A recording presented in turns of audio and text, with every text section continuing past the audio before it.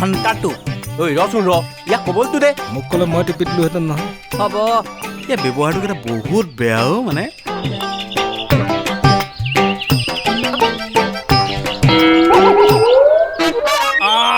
মোৰ জীৱনৰ আটাইতকৈ ডাঙৰ ভুল সিদ্ধান্ত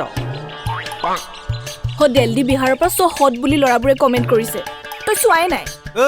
তোৰ লেগ পিচ কেইটা চাই সেই ল'ৰাবোৰে গৰম গৰম আলোচনা কৰিব আৰু মোক গৰ্ব কৰিব লাগে ডিঙিত সেই মতা মানুহৰ ফলকখনে আহি থৈছে এনেই 2 নম্বৰী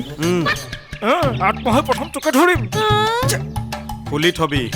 কি যে মৰম আছিল সেইবোৰ ঐ